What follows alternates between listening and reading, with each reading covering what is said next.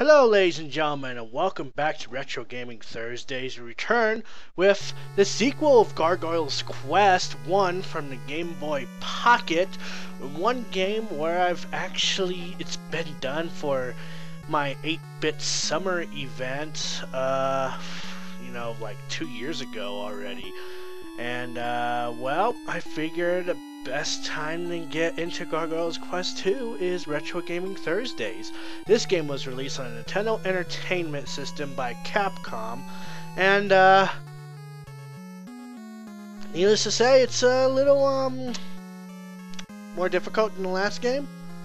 But enough prattling on. Let's go on ahead and, start this game. A long time ago, before a human being appeared, there lived a monster named Firebrand in the town of the Ghoul Realm, Etruria. To become a true warrior, Firebrand trained himself in the Warriors Training Center every day. But one day, welcome Firebrand. Here is the Spectre's fingernail. You will have the honor of receiving this when you recognize as a true warrior. It's time for you to go to the Warriors Training Center.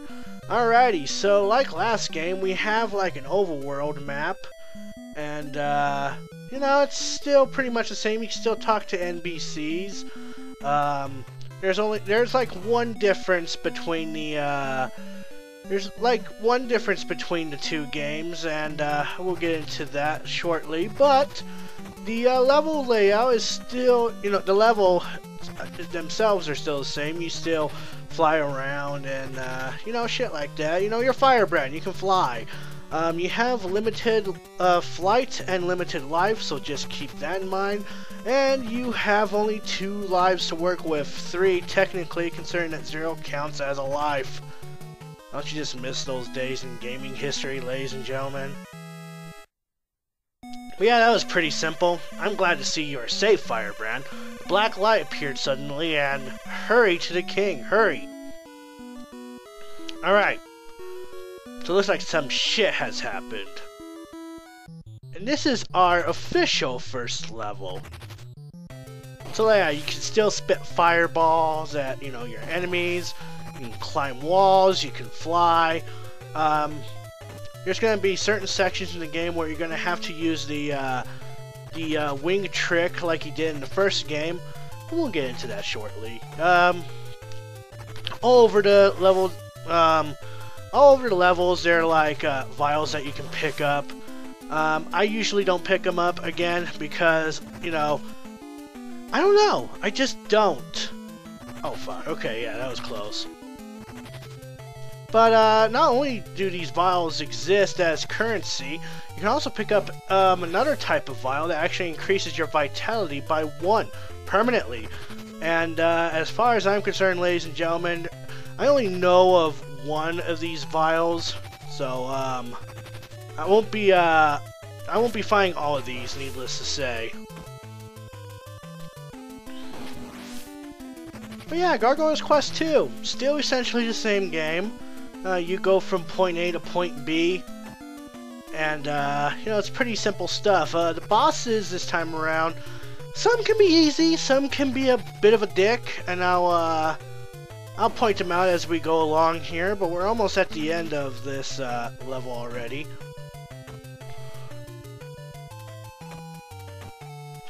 So yeah, if you don't remember, Gargoyle's Quest 1, this is the same Firebrand that we're controlling, and needless to say, he's gotten a bit of a downgrade since last game, and it sucks because you'd think we'd get the Dark Fire and the Max Flight. So that would be nice. Alright, so bosses like these tend to be a little easier than... Why is this guy just standing there? He usually doesn't do this. I guess I'm just gonna... Okay. Alright, there we go. Now see, that guy just normally doesn't just stand there in one place for so long. But like I said, ladies and gentlemen, these bosses are a joke this time around.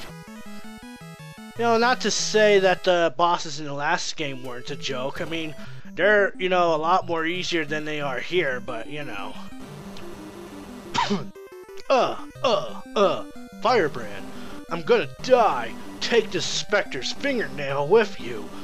Firebrand obtained the Spectre's fingernail. An incredible power has built up in Firebrand's body. Now Firebrand can jump higher than before. Go west, Firebrand.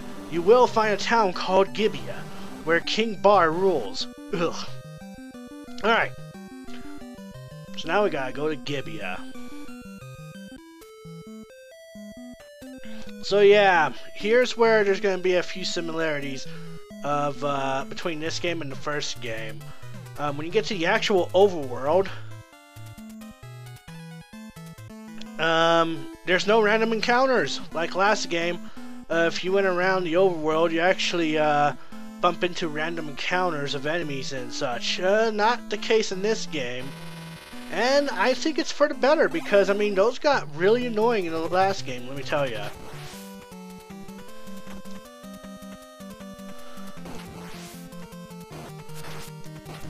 But yeah, no, these random encounters and enemies are quite a joke. They're really simple to just pick off. And this is where I'm gonna most likely start using save states because, ladies and gentlemen, like last game, when you get a game over, you don't particularly start at the very beginning of the game. Like, you still have your power-ups and such, but you start at the beginning of the overworld map, and you still have to go through levels like this just to get back where you need to. So, for the sake of time, I'm going to be using save states. And yeah, I have this on an emulator.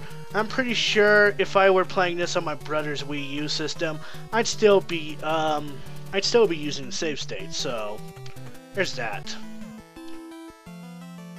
Alright, so this is Gibeah. I'm gonna jump the gun here because Bar is has his magic sucked away from him. So what we're gonna do is we're gonna go all the way over here, and we're gonna speak with this guy over here. Are you going to cross the river of flame? Yes. Are you sure? Yes. You are very brave. Take this dragon's armor with you. It will help you. Firebrand obtained the dragon's armor. The vitality increased. Alright, cool.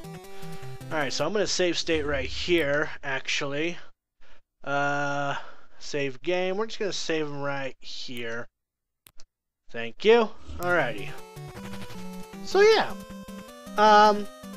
This game is very much the same. You jump, you fly, you shoot things. This section's annoying. The easiest way I find it, ladies and gentlemen, is a random number generator comes to mind here.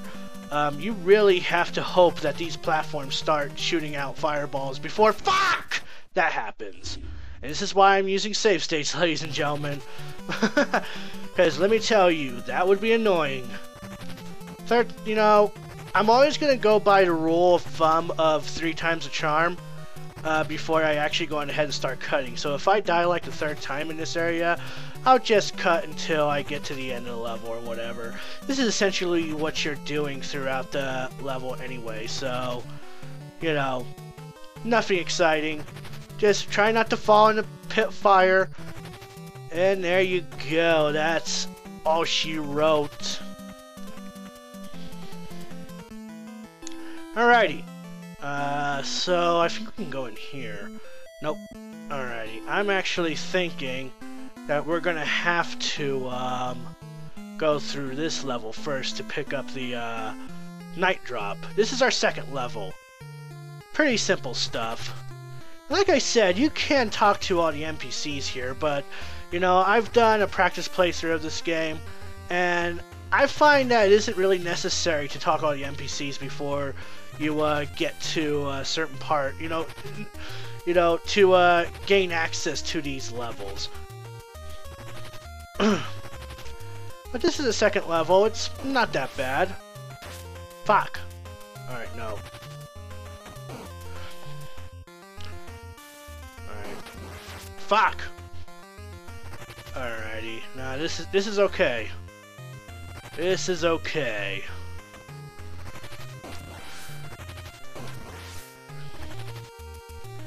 So yeah, I'm gonna be silent most of this playthrough, ladies and gentlemen, if only because I'll be concentrating.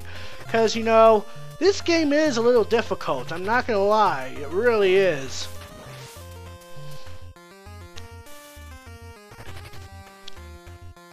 This level in particular really isn't that bad as a whole, but you know, I'm gonna need all the concentration I can get because, like I said, if you get a game over, ladies and gentlemen, you have to start at the very beginning of the overworld map. Now, you'll still get your power-ups and such and upgrades.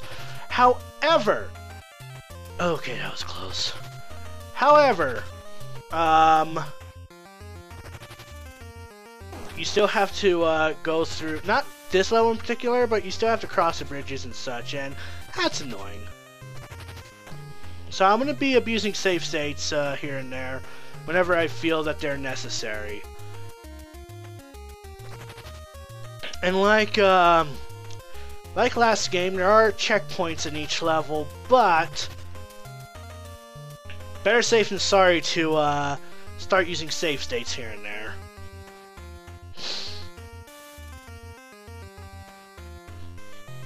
I'm going to pick up that heart piece. There we go. Now once I reach the top here, I'm going to start using a save state.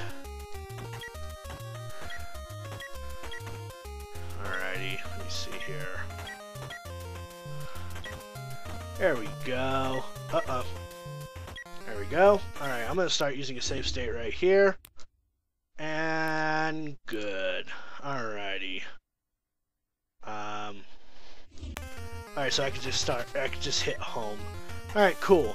So we're at this section. This section's not too bad though. Just gotta watch out for traps like those. And this is where practice comes into play here, ladies and gentlemen.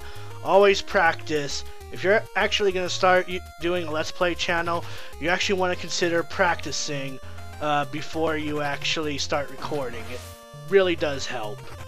Saves so much time. And fuck! I was hoping I wouldn't get hit there, but hey, you know, shit happens.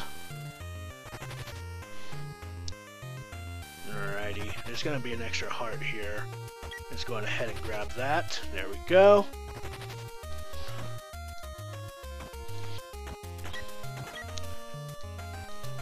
Alright, cool.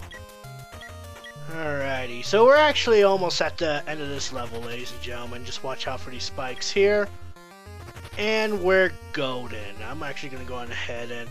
Actually, I don't need a save state here, actually. This boss is not that bad. So this boss sucks and blows. When he blows, he shoots projectiles at you. And they're really easy to dodge, for the most part anyway. I say, as I get hit by bubbles.